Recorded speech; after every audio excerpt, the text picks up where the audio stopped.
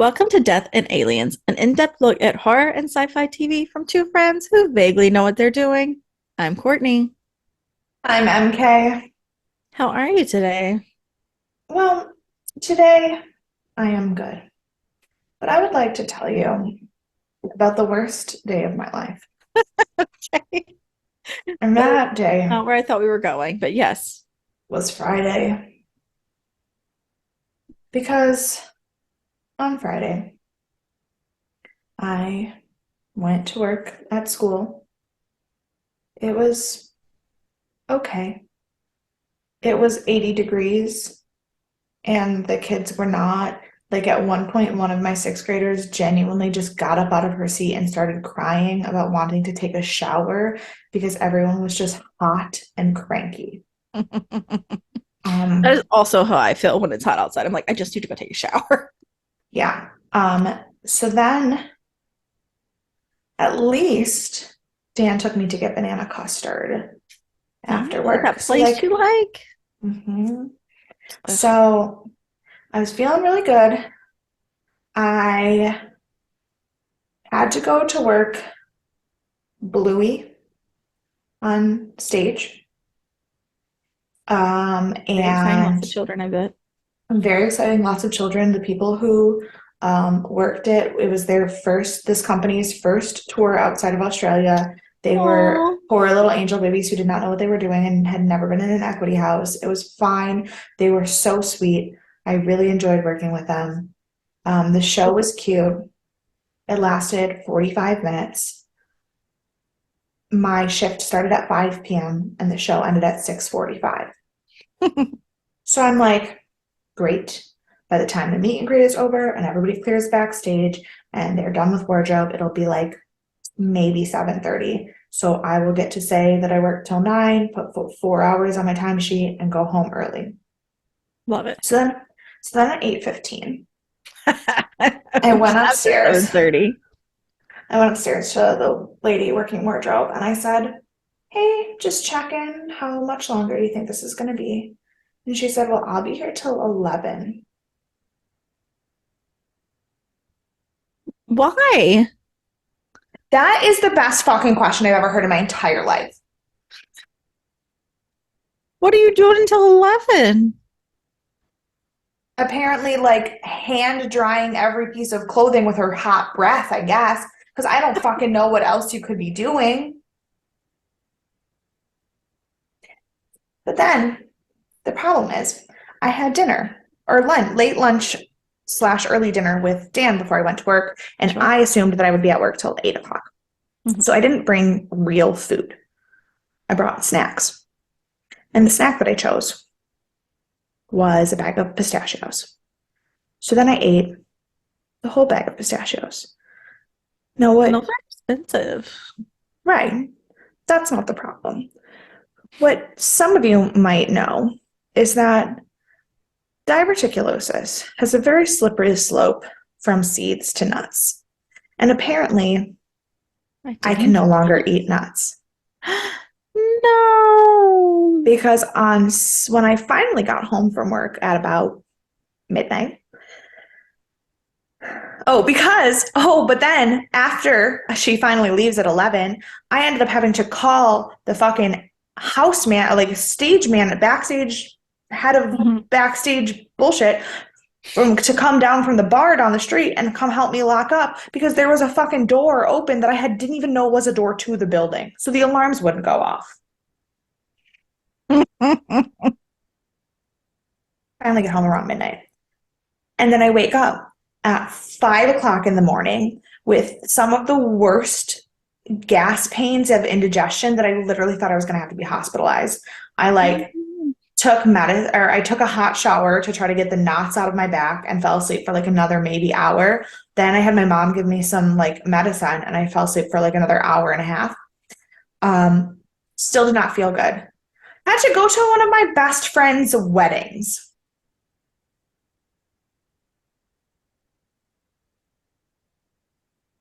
So I go to the wedding and I'm literally sitting in Sad. the church like this because I'm sure I'm going to throw up at any moment.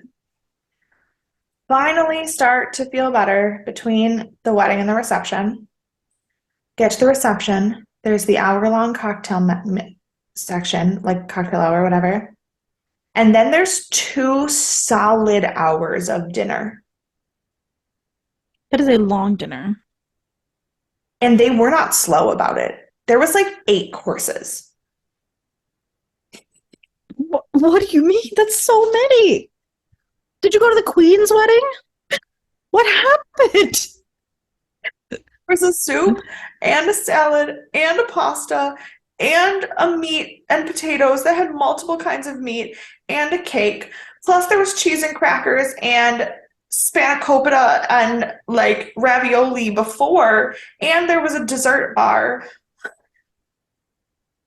And at one point I went up to the head table to the bride and the maid of honor, the maid of honor is Jill and the bride is her little sister Steph. I went up to them and I just go, I love you both so much. I don't know how much longer I'm making it today. They both knew I was sick in the morning, and like, Yeah. and I had already had some time where I was on bustle duty because their mom did not like the way that they put the bustle on her dress, and they did not like the way that it was laying after they fixed it the way her mom wanted her to fix it. So Jill's like, "Hey, do you have experience with a bustle?" I was like, "I got you." So I went back and bustled her wedding dress. But then so I had some time with just the two of them where I told them how horrible I was feeling that day. But then I was like, I'm not missing your first dance or your father-daughter dance, but I'm not going to make it if you don't stop putting food on my table. So I left the wedding around 9:45. Mind you, the dinner did not stop until 9.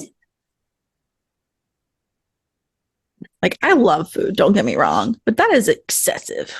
Yeah. And I at least knew them well enough to know that there was going to be a lot of food, and I didn't feel great.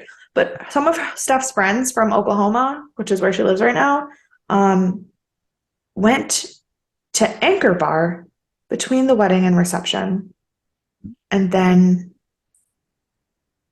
sat through that dinner. So I slept a Bless her lot heart. Saturday night and Sunday morning. Mm-hmm. Like I think I went to bed at like 10 and got out of bed at like 10. That sounds like a great plan. But I still blame all of this on the fucking wardrobe for Bluey. Absolutely. No, who else are you to blame? That's the only proper answer. Talking about punching people in the face. That's what. Right.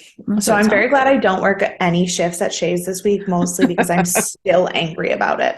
And by the time I go back to work, it will be after I've seen 6, so I will be less angry about the theater. That's fair. And 6 is really fast. They're like in and out. Oh, I know. And I'm so, well, that's the thing. I was like, Bluey's 45 minutes. Next week or 2 weeks when I'm working 6, the whole show is an hour. It'll be great. I'm going to have the shortest, most amazing shifts. Is this the Anne Boleyn tour that's coming to Shays? Sure, actually, which tour is coming to Shays? I think there's 2 tours, but I think the Anne Boleyn is the East Coast, but it also may have changed a couple months ago. I honestly there's so many 6 tours right now. Just in the US. Not even world, regardless of the ones worldwide. While you tell me about your day, I will see if I can find that out. Or your day, your week, whatever. First and foremost, I have an announcement that feels like a very big announcement because it is for me. Okay. Tomorrow, which is Tuesday, I am finally getting my hair cut. I have not had a haircut or had color or anything since before I started working at the bar, which was a year and a half ago. Oh my God. So I'm going to Noelle's, and her dad cuts hair, and then she has her like cosmetology license or whatever. So like he's gonna cut my hair, and then she's gonna color my hair, and I'm not telling you anymore. I'm just gonna let you see me, how you see me next. So that's very exciting. And on a completely different note, because this is a horror podcast, let me tell you about my horror that happened today, my true crime story of my life. I might be being a little dramatic, but that's how I feel, and that's how I'm going to tell it. So I'm sitting at the office today, like 6 o'clock. Yeah. And I should have been gone by then, but I really wanted to finish the statement that I've been working on all day. So I was sitting there, and for the past half hour, I thought I'd heard a phone ringing. Wasn't my phone. thought I heard a phone ringing. So I kept looking at my phone and it was blank. My phone, I'm like, for some reason, the phone that I have is connected to literally everyone else's phone somehow. So if somebody else's phone is ringing, it like blinks on my phone which phone is ringing. And it doesn't do that on everyone's, but it does it on mine. And so I was like, okay, That's annoying. right. So I was like, okay, someone's phone is ringing and it's like in the distance. And so I'm, first of all, I think I'm going crazy. I'm assuming I'm Uh, hearing things. And then I'm like, okay, now there's ringing in my ears. This went on for at least, I'm going to say only half an hour because it feels crazy to say longer than that, but it could have been closer to an hour if this is happening. I just kind of lost track of time. yeah. So this is happening. And at 6 o'clock, I'm like, I'm going to lose my mind. So I stand up and I start walking around the office. I was like, figure out whose phone's ringing, figure out why it's ringing, and I'm going to talk to Hmm. whoever it is. I don't care Yeah. whose phone it is or who's calling because this has to stop. I'm I going would to lose it. absolutely do the same thing. Yeah. So I get up and it stops ringing again because, of course, it rings, goes to voicemail. You wait a few seconds, it starts ringing again. So I'm Hmm. walking around, trying to figure out who it is, and it's like been a second since it started ringing. So I was like, okay, maybe it's done. Maybe I thought it was longer than it was. Maybe it's like 5 minutes it's been happening, and so it was just like three rings and it's done now. No, it's not done. So I go Oh back no. in. Well, I'm glad that you weren't going crazy about how much time had passed, though.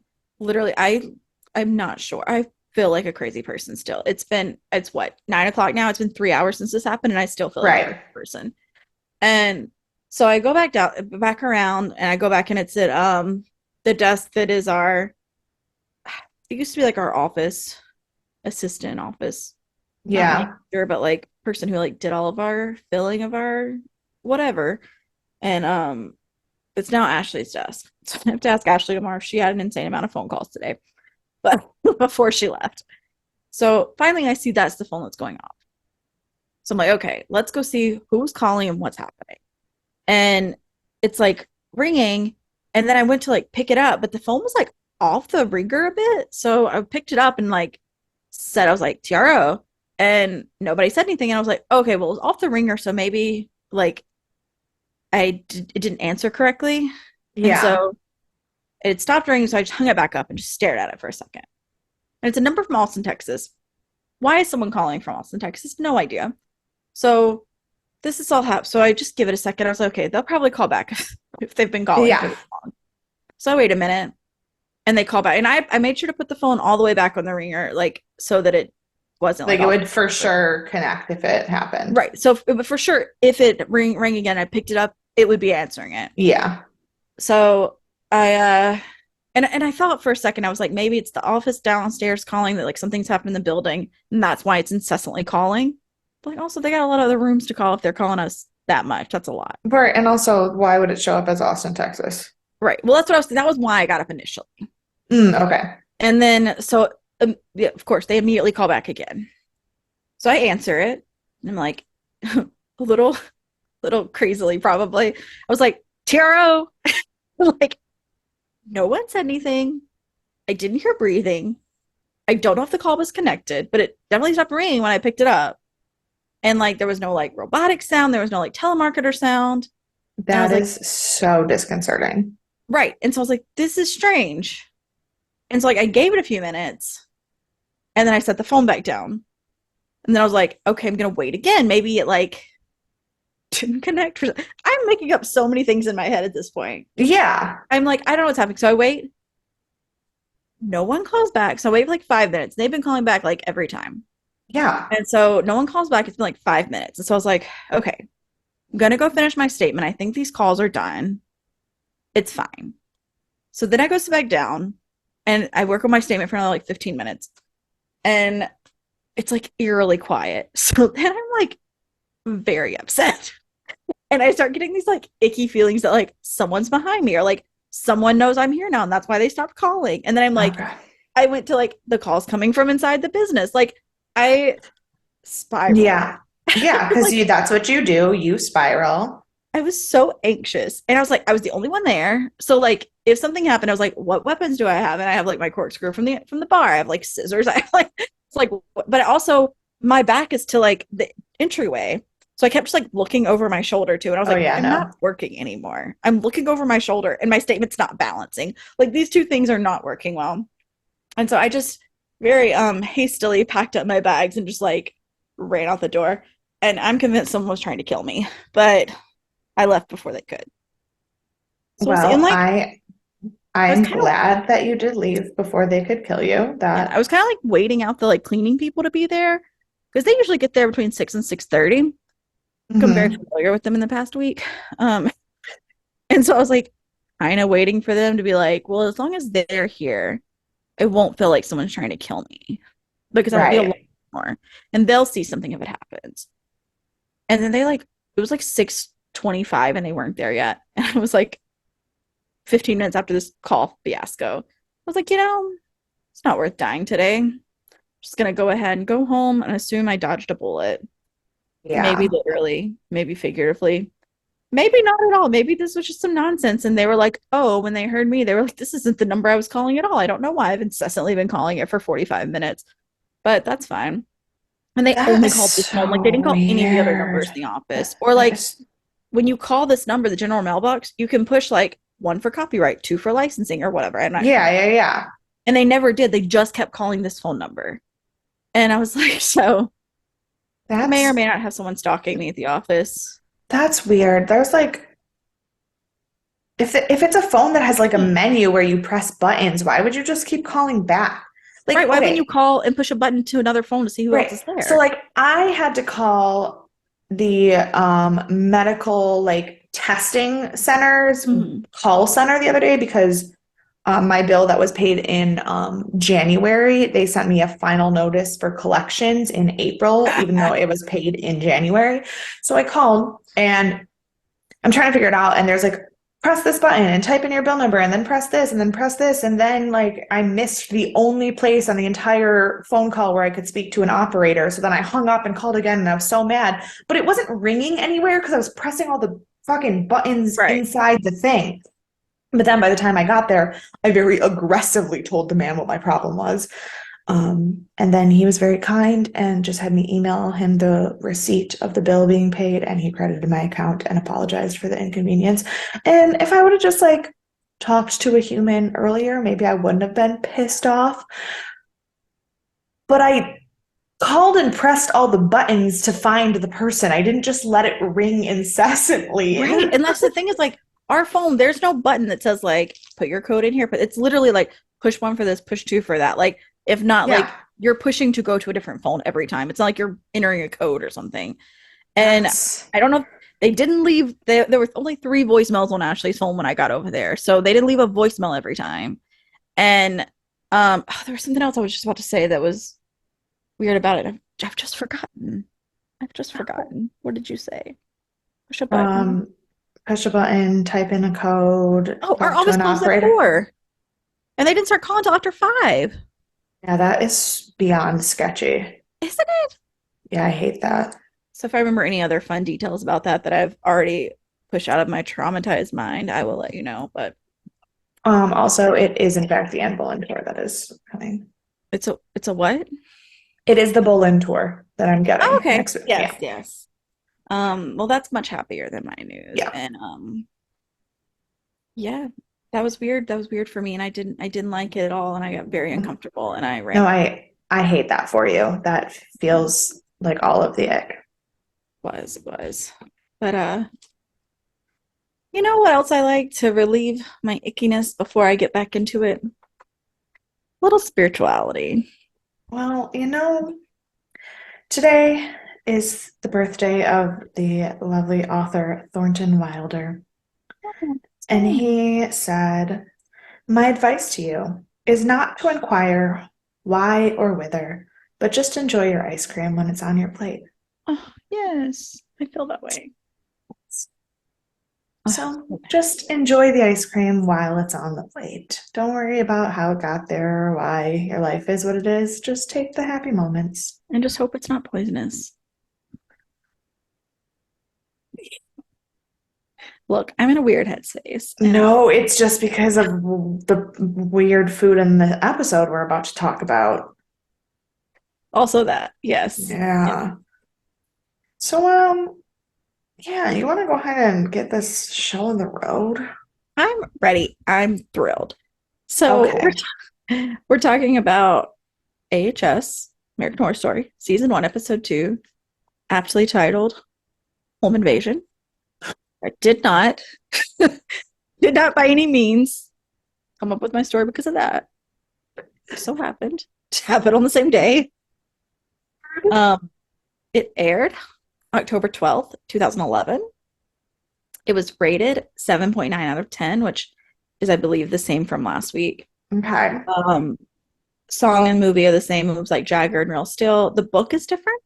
It is Okay. The Affair by Lee Child, which I am not a huge Lee Child fan, but I know the rest of the world loves Lee Child. Um, does a lot of I think it's Preston and Child books too. Like that's also Lee Child, but you know, you'd think I I would because they're a huge mystery writer. can say I've never read a Lee Child. Very popular in the world. People really like them, and they have like a bajillion books they've written, but just not my fave.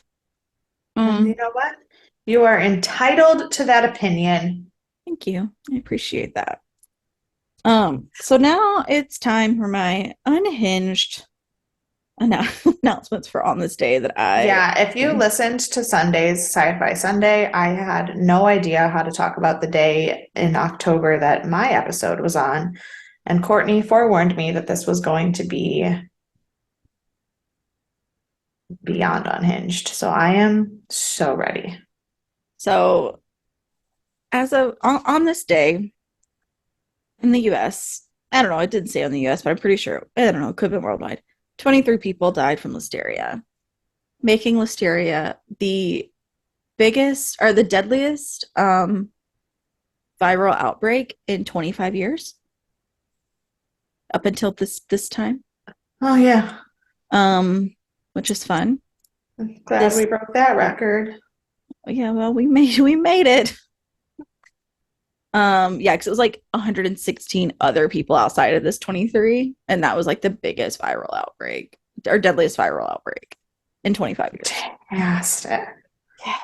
Um, Hugh Jackman was born on this day in 1968. Oh, I was gonna say not in 2011. He was not.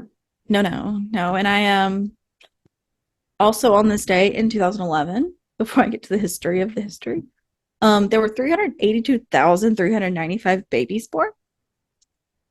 The top names were Sophia and Jacob, which is very strange because I feel like I grew up with a lot of Sophia and Jacobs. I have Sophia is definitely one of the most common names in my class of the kids who were born in that year. So, That makes sense. because But like yeah, I feel like my students were born yeah, in that year. but I feel like I knew a lot of those growing up too. Like definitely Jacob. There was like 1,000 Jacobs when I was growing up. Mm, And then I just have a couple of like history facts for you. On October 12th in 1810 was the first Oktoberfest. love it. And then in 1773, which was 3 years before we were officially a nation, America's first insane asylum opened in Virginia. Good. So those are my fun facts for you because I don't know where my brain is today, and it's apparently in a lot of different places. So I hope some of those brought you joy and Yeah. others brought you misery. Um, I Great. don't know where I'm going today, so just follow me on this ride. Fantastic. So, you remember we talked about the directors last week.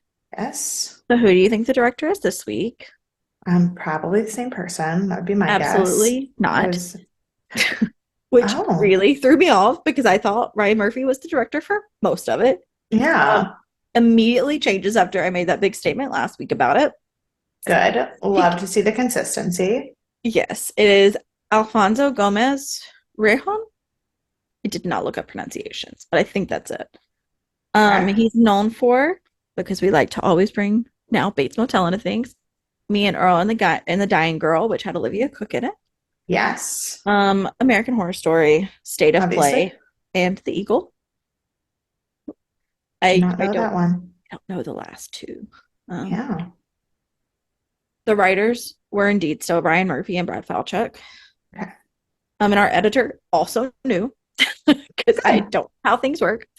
Adam Penn, who is known for American Horror Story, Mr. Robot, The Normal Heart, and 911, which has a American Horror Story tie into later seasons because Angela Bassett stars in that. Yeah, and The Normal Heart. I think it was a Who book. was it was a book. Trying to think who was in that. Normal Heart.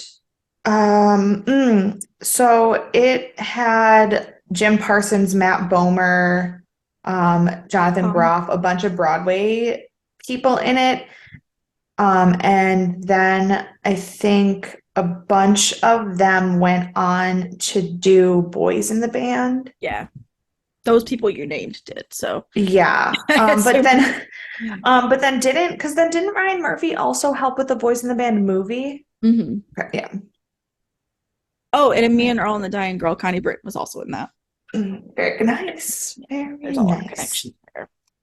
Now I'm gonna only address two of our cast members today because again, a lot of There's reoccurring people. yes. Um, so I'm starting with Dennis O'Hare, who is known for everything. He plays Larry Harvey. He is the burned man, as I call Okay. him. He is known for Dallas Buyers. So here's the thing. Here's what he's known for. These are not how I know him. Dallas Good. Buyers Club, Garden State, The Proposal, and Michael Clayton. These are not things Um, I know of him. he was one of the FBI agents in the proposal that Mhm. was vetting their marriage. Yeah. Right. But like when I think of Dennis O'Hare, this is not what I think of. See, I've never thought of him Oh, before a day in my life, and so when you said that, I go, "Oh no, I can picture that." Okay, I know so exactly I who he think is. about him a bit more in the Broadway sense. Um, Okay. he originated the role of Mason Marzak on Broadway in Take Me Out. And he won an Emmy for Oh, that. okay. Yes. And he also was in Sweet Charity on Broadway, which I don't know and I haven't seen. I know Sweet Charity, but I don't think I've ever actually seen it live. Yeah, I I also don't feel like I'm missing that much by never having seen it live.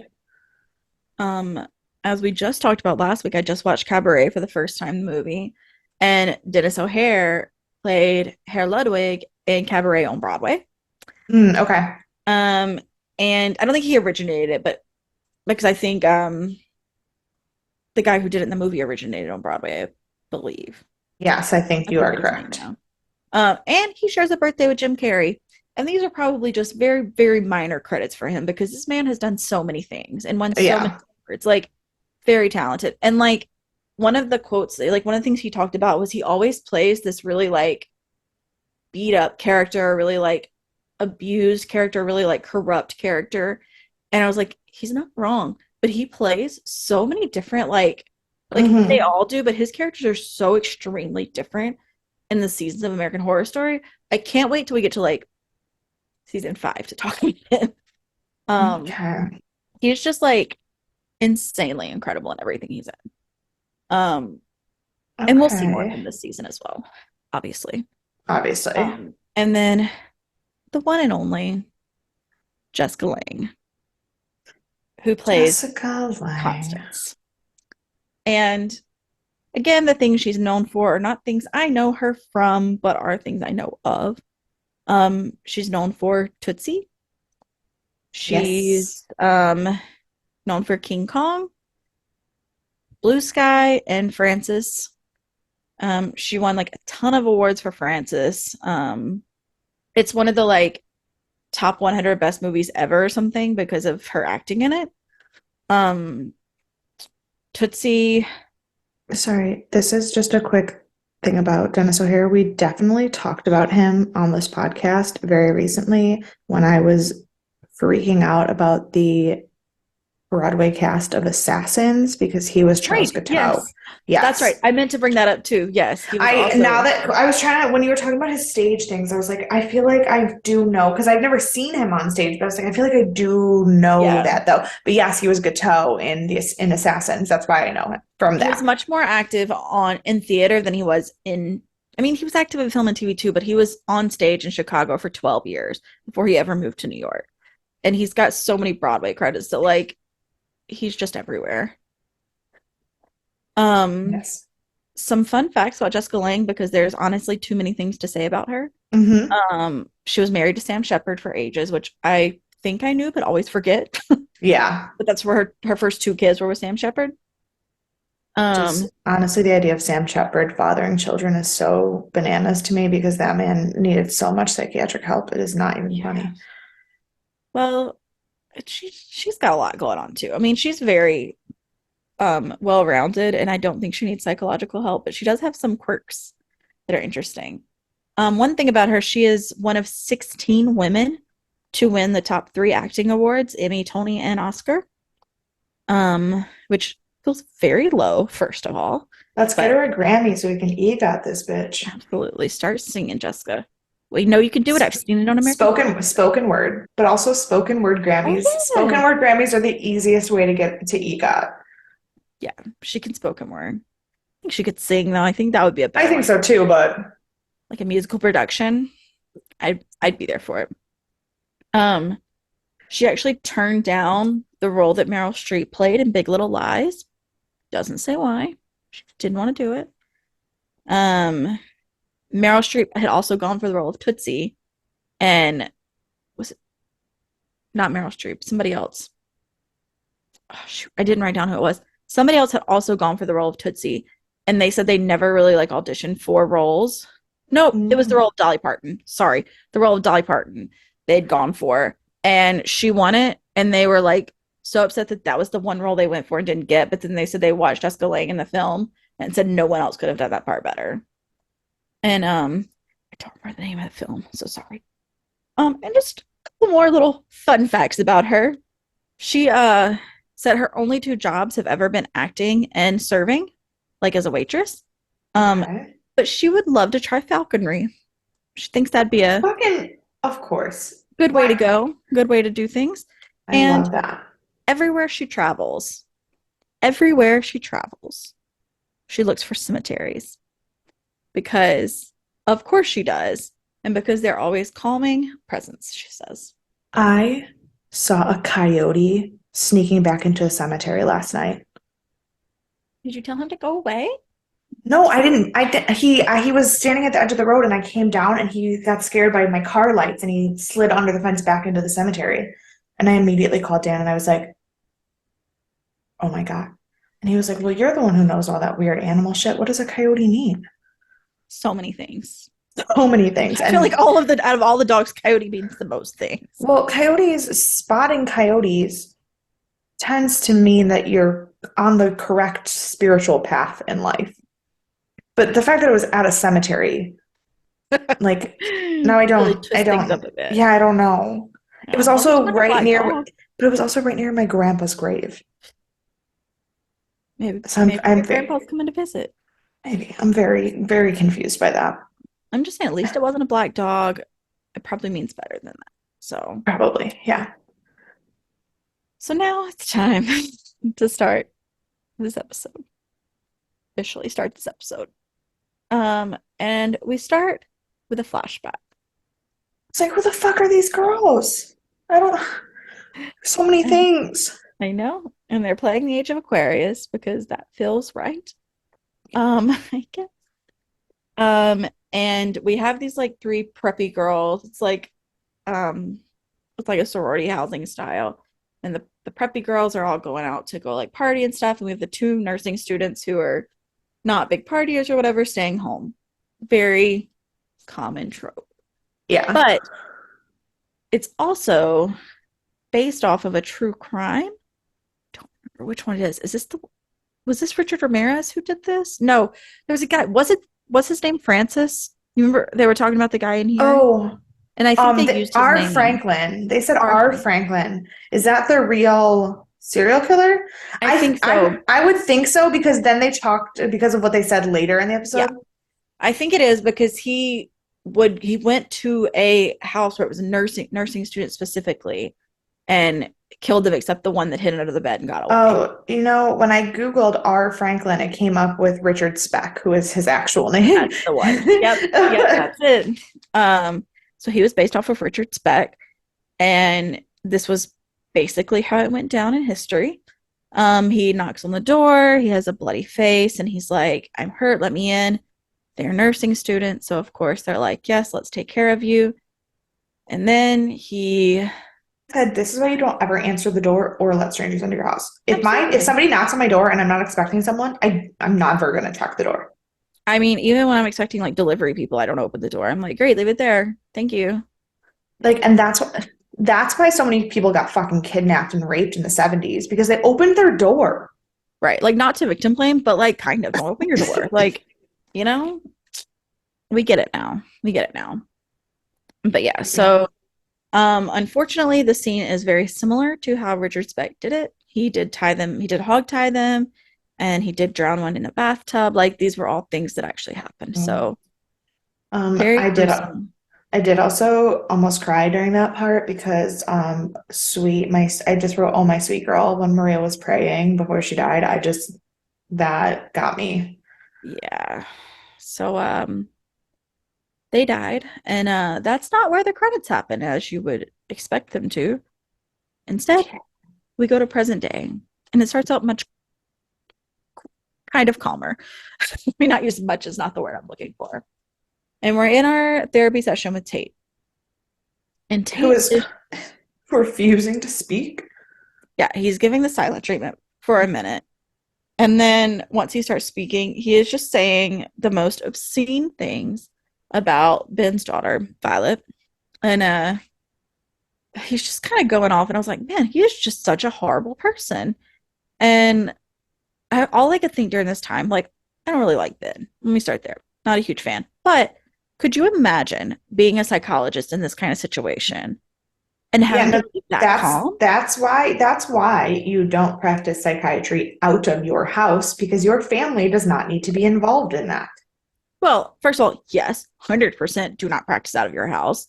But also, like, people will, like, find your family. And, like, people change their names online and stuff so that they can't find their families and whatever. But I Yeah. mean, there's still those, like, people that will find your information. And so, like, I'm sure this situation comes up even with the Yeah, attention. it's just definitely more likely to be a No, problem if you open your door. absolutely. And like, but I'm just thinking, like, if I was in this situation, I would not do well. I would not be nearly as Yeah. calm as he is. Um, and then he starts bringing up the girl from Boston who that he was sleeping with. That was his student who was just a little bit older than Violet, which is also icky. Yeah. And he just like ends the session. He's like, "We're done." He's like, "I know you're lying." He's like, "We're done." And he gets a phone call and it's the girl from Boston whose name is Hayden, we learn, and she tells him she's pregnant. I just wrote, God damn it. And then we go to the credits. It's like American Horror Story knows how to like really wind you up a bit, just like off the bat.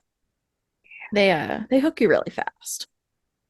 And when we come back from our insanely long credits, Violet is talking to the mean girl that I've already forgotten her name from Leah or something, I think. Leah, it's Leah, yeah. Yeah, okay. They're hanging out talking, and Leah is still terrified. She's traumatized, as she should be. Right. And she's like, I can't do anything about it, blah, blah, blah. And poor Violet's just like, it's just a mask. Don't worry.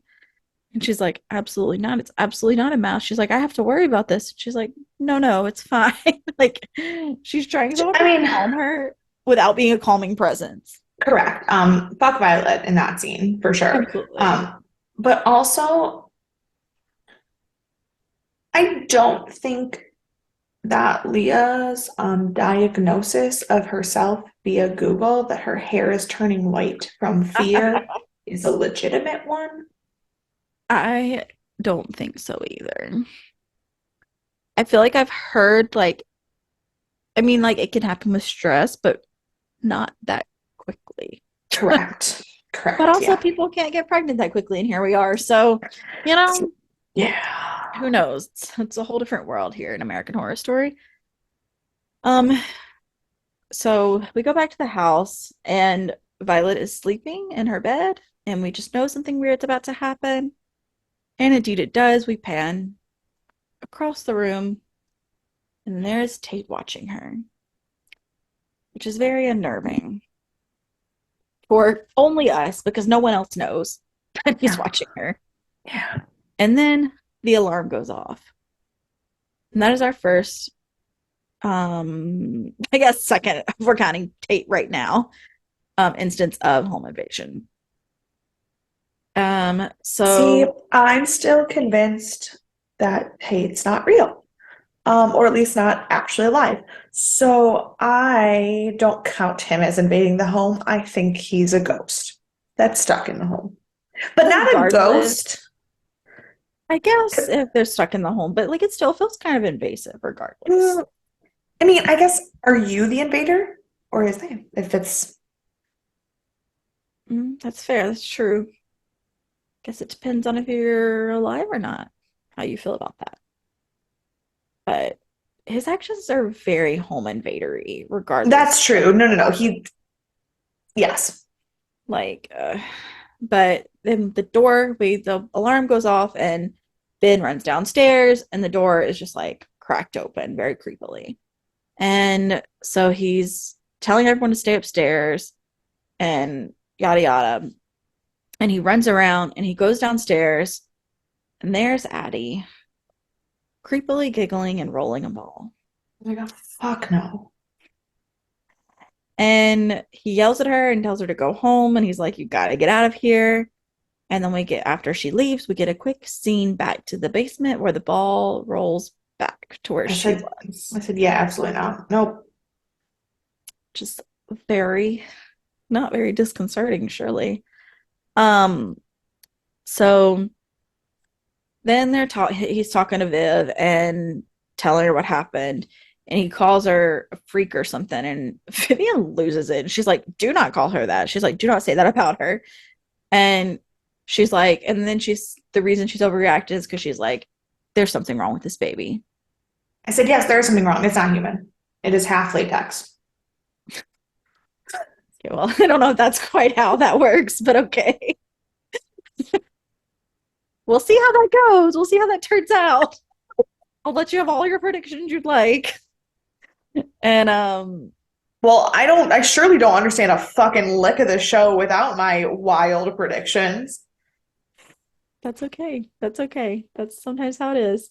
But yeah, she said that when she was pregnant with, oh wait, this was her argument, was when she was pregnant with Violet, she was sick like for 2 months. And I was like, have you not seen pregnancy? Like people react differently to different pregnancies. So Yeah, like you could be not sick at all for one and like super sick for the other. That's not how that works. You can't just be like, I was not the exact same as the time before. correct. So whatever, Vivian. I mean, she also got pregnant a minute after she had sex. So, Right. like, That's what I'd be more concerned about. She's more concerned that she's not sick. I'm more concerned that she got pregnant 30 seconds after she had sex. So whatever.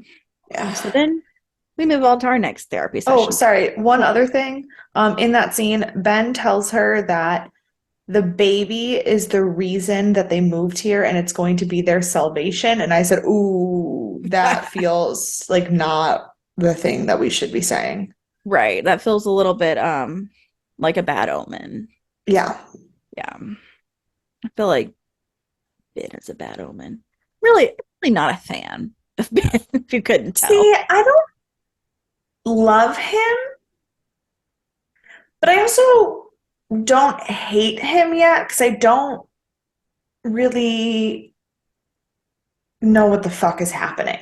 And that's fair. And I think my intense hatred comes from how much I love Vivian. Oh, no, no, no, for sure. I love Viv So, and I think that she needs a better husband, but I yeah. also haven't figured out if he's dumb and misguided or actually a bad person. Because Mm. like Hmm. you can be dumb and misguided and fuck up a lot and not be awful. I mean, he slept with his student who was just a couple years older than his daughter while his wife was dealing with a miscarriage. So like horrible choice. Right.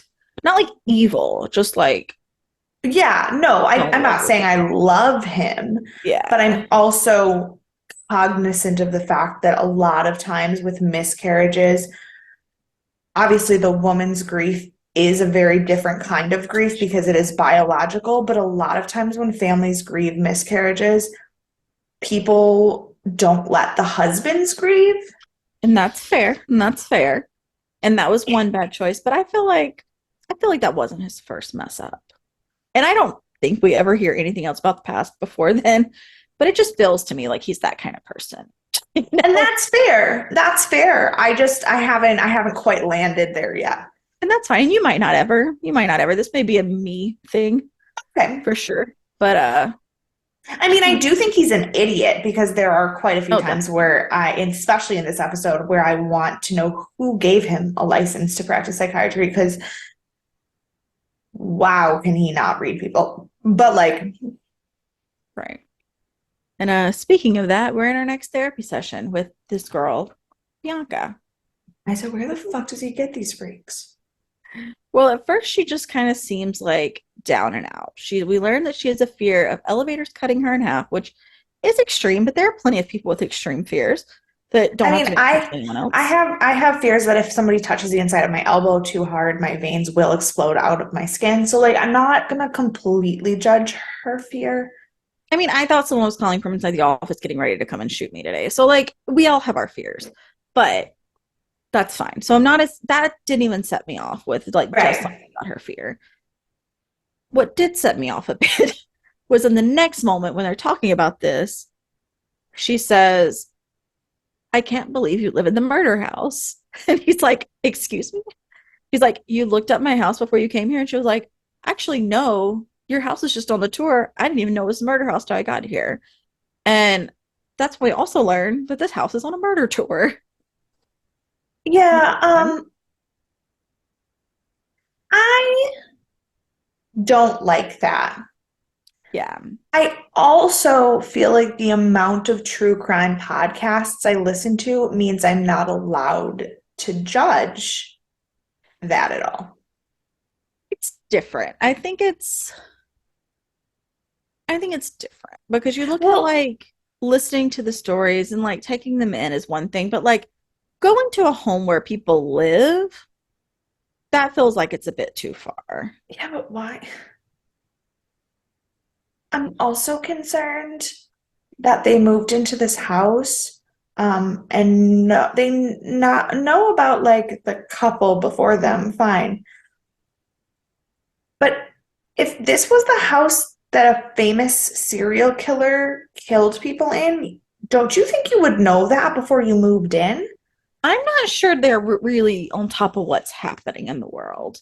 I feel like I would know that before I moved in, but I'm not sure that I mean, I think Violet would know that before she moved in. I don't know that Vivian and Ben would know this before they moved in, especially because they're moving from Boston to where are they at now? I always for Virginia, LA. LA. Aren't Oh, they're they? in LA. They're across the Yeah. country. So like, I think they are in LA. I think you're right. And so like, they moved across the country to somewhere they don't know. And so Yeah. I feel like it's not out of realm that they don't know what happened.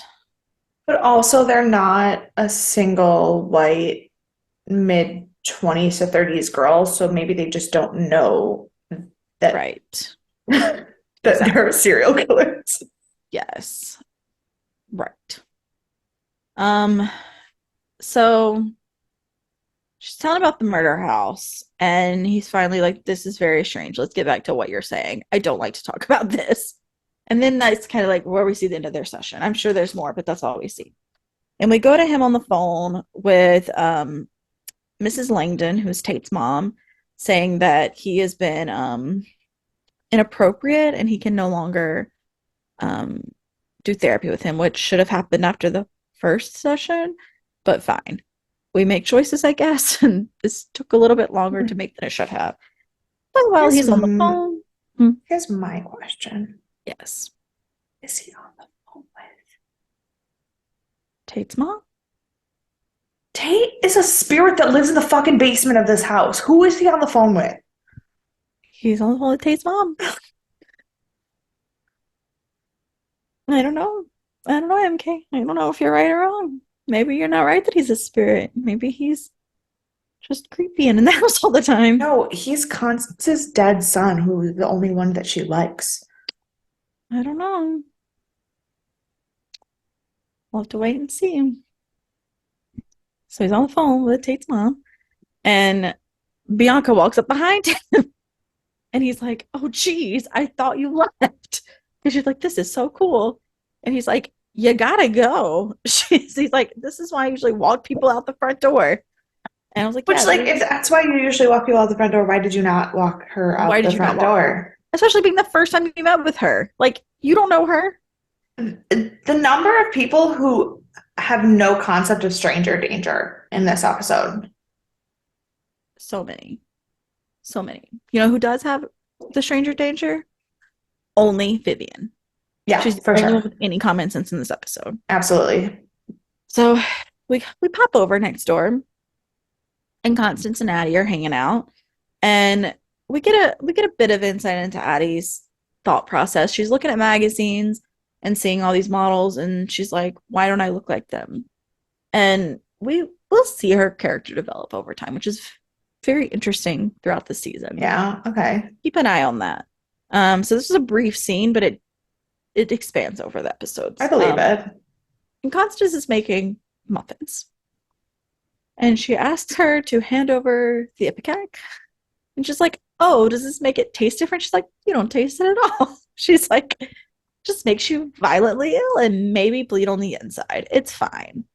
And I was Just like, a just a spoonful of internal bleeding.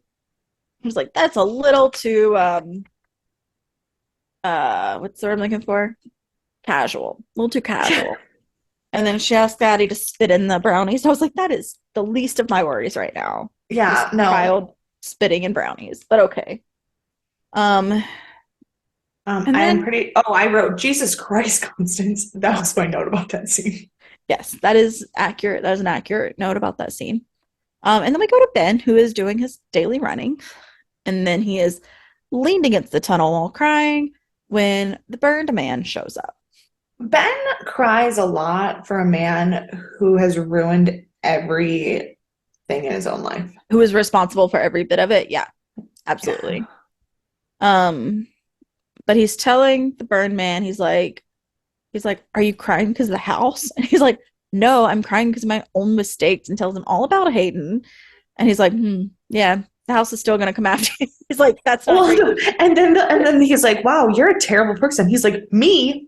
You killed your wife and children." He's like, "Yep, but I never cheated on her. Yep. He said I was never, he said infidelity. I was never I was never unfaithful." unfaithful. That's what he said. And I think murder trumps cheating. I think so, unless the house tells you to do it. And that's what he said. It was the voices from the house. So you Well, gotta pick and choose. I'm But sure she'll forgive you from hell. maybe she went to heaven. Why are you sending her to hell? We don't even know his Here's the family. thing, you know why I'm not sending her to heaven? Because the only fucking person on this show who could have been sent to heaven is a fucking spirit ghost. Who are you thinking? Maria. There's no reason Maria is still in that house. She had Oh, all of the praying to Jesus, and she was shut up. There's no way. sweet baby angel Maria. Yeah. Um, I'm mad about it. I know. I know. I'm sorry. But he's telling him about Hayden, and he says that Hayden wants him to go out to Boston, and he's like this and that. And finally he's just like, just lie about it. And he just looks at him. And in that moment, we split over to Vivian and Ben, and he's immediately lying about it. Yeah. And so he tells her that he has to go to Boston for one of his ex-patients who tried to commit suicide a couple years back, and he has this whole story worked up. And I was like, you are a terrible person, but okay. And he's like, we're just gonna do this. And she's like, you're such a good man. And I was like, you poor sweet baby angel. You really want him to be a good man. I get it. I Yeah. get it. He's not, but you really want him to be. I know. This is when I did. This is when I did say that he sucks. Yeah. So then Constance slowly after comes over and is bringing the cupcakes, and she tells Vivian they are not for her, they are for Violet only. I was like, I'm not sure what Violet did, but okay. Right. That's fine, I guess. And I'm then so confused by that one. I'm guessing it's because like they hurt her child, so she's hurting their child. That's the only thing that like made sense Okay. to me. Right. But I was I like, whatever. mean, also maybe because I'm still convinced that her crying over her dead child is about Tate. Maybe she's trying to kill Vi so she can be a fucking Mhm. weird dead spirit with Tate. She's a Well, it good doesn't kill mother. you. She said it doesn't kill you. It just makes you And violently ill and potentially has internal yes, bleeding. potentially causes internal bleedings. That Well, that kills doesn't mean you're people. gonna die. It's just internal bleeding. Go to the hospital, get that fixed right up. Yeah, Little it's that little pop simple. into the ER. Sure. All Yeah, right. that's how it Just goes. take a aspirin and cure that shit right up. Yeah, keep going. You're good. You're tough. But then Constance also immediately knows that Vivian's pregnant. That is the And fucking creepiest shit I've ever seen.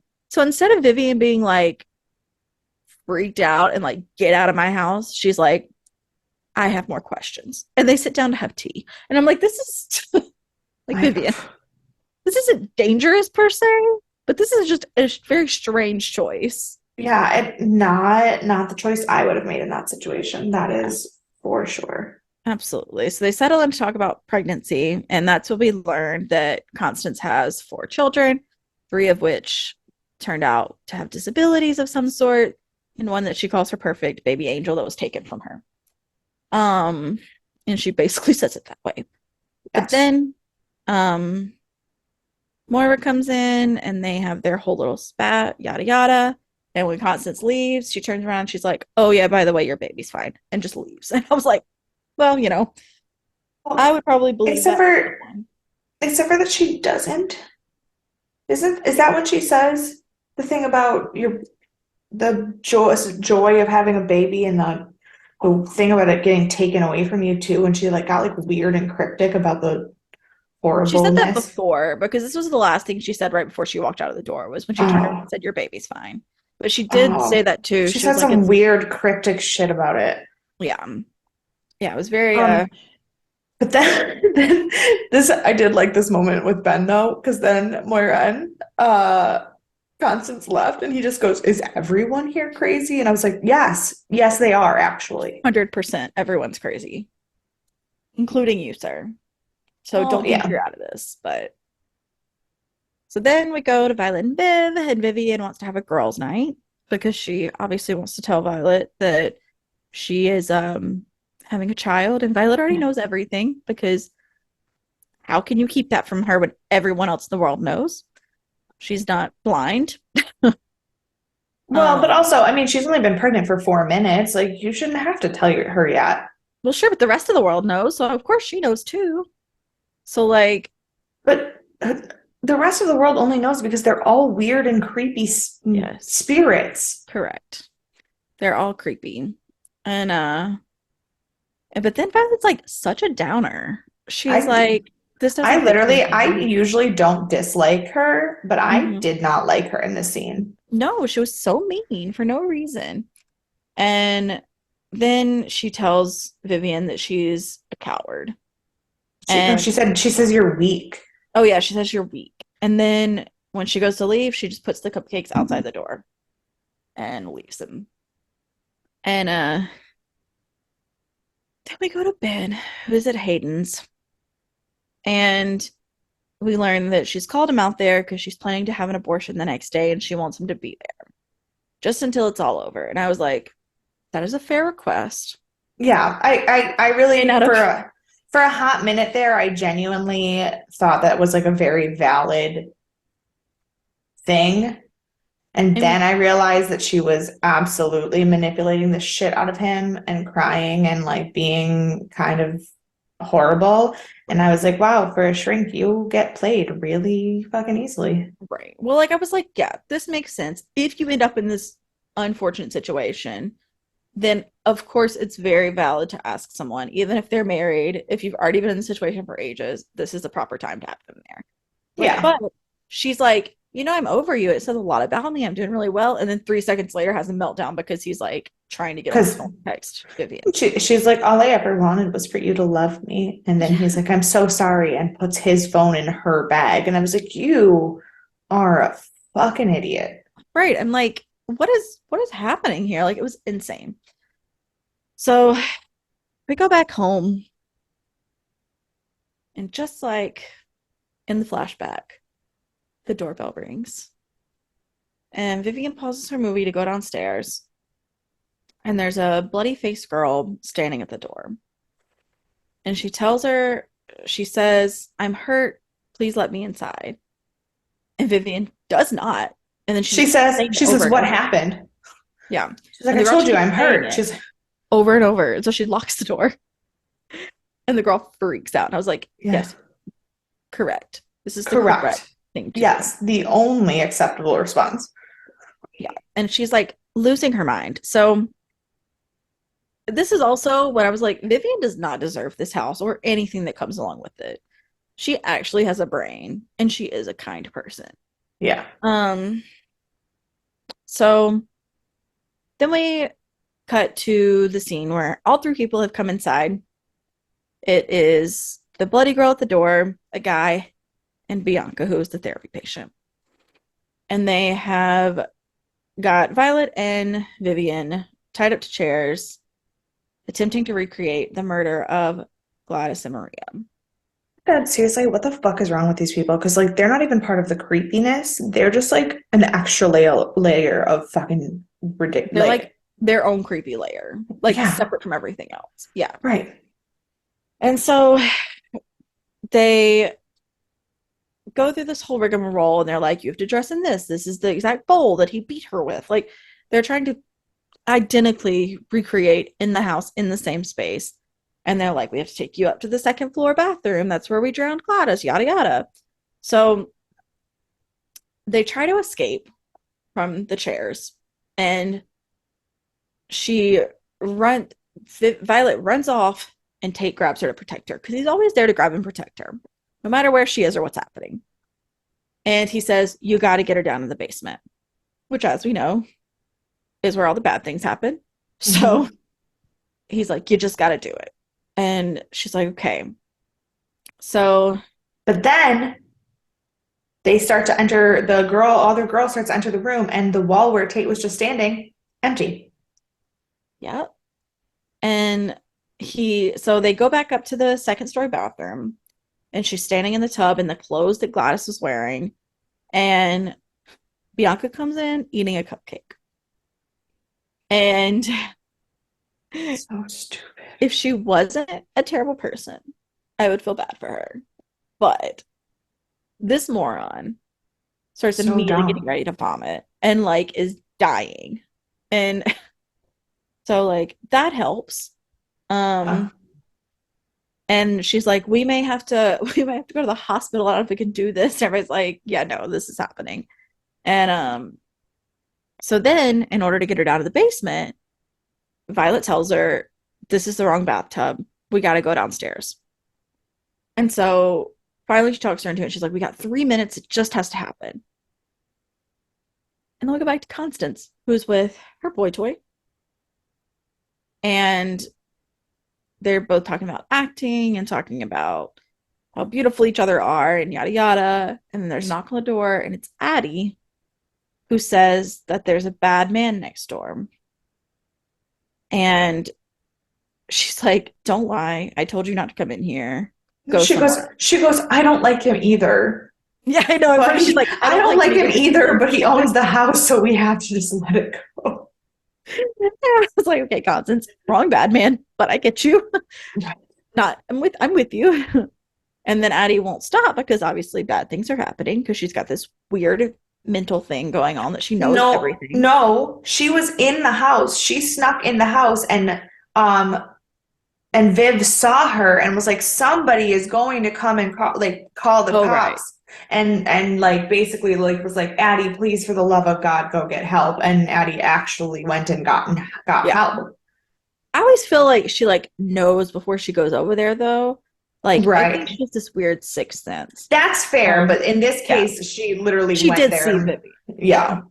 And so she's telling her And she like doesn't believe her. So she puts her in the closet just like Carrie.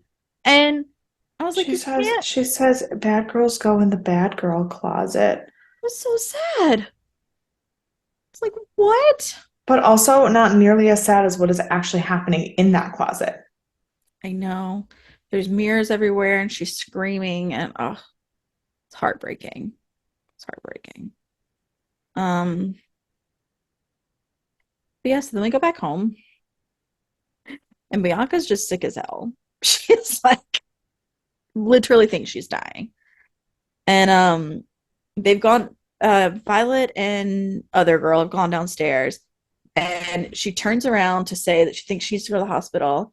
And lo and behold, Tate comes in and chops her in half with an axe. I can't use words. Yeah.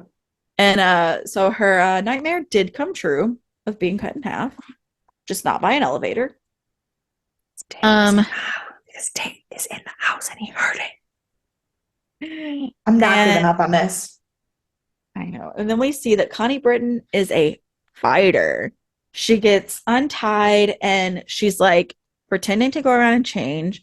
And she just like tosses the clothes over him and like goes to fight back. And she like takes the bowl and like hits him with it and beats him up. And then we go downstairs and we get down to the tub and Tate's standing there and he's like, this is the right tub. What are you waiting for? Somebody's got to go into the tub at midnight.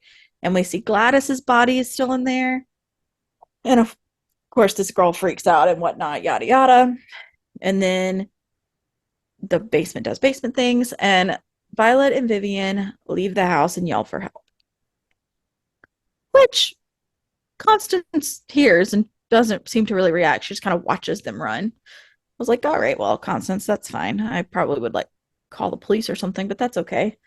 You could just watch them. No, Um, instead she just goes and joins Tate and Moira in the Not yet, not basement. yet. We go back to Boston Oh. first, and we're at the clinic. And she's like, I'm so glad you're here for me. Thank you so much. I couldn't imagine being on the table by myself. She's like, blah, blah, blah. And he's like, it's fine. I'll be here when you get back. And as soon as she goes back, he sees he has 13 missed calls and immediately gets up and goes home. And I was like, Like, well, yeah. that's kind of a dick move. But like, I I will feel less bad later. But today it feels like a dick move. Well, and here's the Um, thing. It is a little bit of a dick move to Hayden, but also good for him for making the right choice and like seeing that his wife called him 13 oh, times and being like, yeah, absolutely. no, that's You should have I gotta. noticed before the 13th time. Like, Except for that his phone was locked in her purse. right, where it shouldn't have been. Agreed. Yeah. So then we go home, and Constance, Tate, and Moira are in the basement getting rid of the bodies. They're like, we can't have this here. This is going to cause an issue. So we need to And clean he this up. says, if you want him to continue treating me, we have to clean this up. Yeah. So then we go to the police station, and it's a very much of a recap of what happened. Nothing new. Well, it's Um, no, it's not in the police station, it's in their house. The police are sitting at the dining room table with them, Oh, right? right. I think so. I just happened to look away at Yeah. this moment. And yeah, and they're but they do ask at one point, they're like, uh oh, you went when he was like, I was in Boston seeing one of my clients. He's like, oh, was it one of your real clients? And he like went like pale because obviously it wasn't. And then he's Right. like, not like this girl. And that's when they learned that Bianca was one of his clients. And I was like, that would have been a really sick burn if everyone would have just figured you out right then. Right. But glad you had a bit of a heart attack moment. Yeah. So we go home. Only mildly concerned No. that Jake was in the house that night, and or we gather in the home. I guess they're only mildly concerned Yeah, about no, Tate yeah, being there. yeah. The police officers walk out and Yeah, Vi walks in. and they're just like not even that concerned. And then Vivian tells them he's like, well, at least I'm home now. And she's like, you're not home. We're selling this house, and that's the end of the episode. I said, hell yeah. I was like, good for you, Vivian. Yes, absolutely. So on that note, who do you want to punch in the face? I would like to punch Bianca Absolutely. because that level of idolization of a serial killer is not not not cool. No, Not it. no, no, It's no. not it. Not it. Yeah. Yeah, and the police were saying like they've been planning a lot of this. They had other like Yeah, things in that the they've been works. like following other serial killers and Yeah. trying to recreate other things. That no, I Yeah. Not cool. vehemently oppose that. Yeah. That's probably who I would have said. So I guess I'll say Constance for giving them, although it did save their lives, giving them the Ipecac cupcake and putting Addie in a closet. Yeah, I was gonna say for putting Addie in a closet, that is pretty much reason enough. Yeah. And so who's your MVP? Viv, I obviously, mean, of course, 1,000%. because she doesn't fucking open the door. Yeah, no one else, but yeah, she's the only smart one. Um, I guess for the same thing, I'll have to go with Addie. She tried to protect them, even though she also Yeah. broke into their house and played with a creepy ball, but like she also tried to protect them. So like, Yeah. it is what it is. Yeah. So then I have a couple of connections. Okay. The first song that was used in this episode Age of Aquarius. was also used in the movie Psycho. Was it? Uh-huh. I do not Um, remember that song being in Psycho. I think it was I think it was Aquarius, Age of Aquarius, or it may have been, was there a song right before it? It was one of the first songs in this episode was. I thought that was the first one though. I I don't do know. not remember. I don't remember now. I know that was not very long ago when I heard it, but it's okay. Um, and then the TV shows they were watching Peyton's Place and Rowan and Martin's Laugh-In, neither show I've heard of. And then a few trivia pieces. The Maria's Prayer was an act of resignation by Pope St. Pius X, which is a common Catholic prayer when you're dying. And then the book that Vi is reading is The Stranger by Albert Camus. Camus. Camus Camus. did not say his name right. It's And it was okay. also used as a prop in Hannibal in 2013. So, So those are the fun facts I have for you this week. The other ones were serial killer related, which I noted in the show already. So not a lot of new information there. yeah. Do you have some predictions for us for next week? I mean, I think I've made my feelings about Tate very strong, and very clear that he is definitely dead. I do not have a single clue how any of this is connected. I I got nothing. I think I am more confused watching this than I have ever been about anything in my entire life. That brings me so much joy. Okay. I was looking to see what the next episode was. We're gonna get some more like fun serial killer facts next week. Well, good. So Right. yeah, I don't want to give anything away, so that's all I have for you for that. Um, but yeah, so I guess on that note, that's kind of the end. So if you have any thoughts or anything you want to tell us, email us deathandaliens@gmail.com. You can find us on all the social media at Death and Aliens. You can find me at CECloud13. And you can follow me everywhere at EMKAY_superstar. And we will see you for Sci-Fi Sunday. Bye. Bye.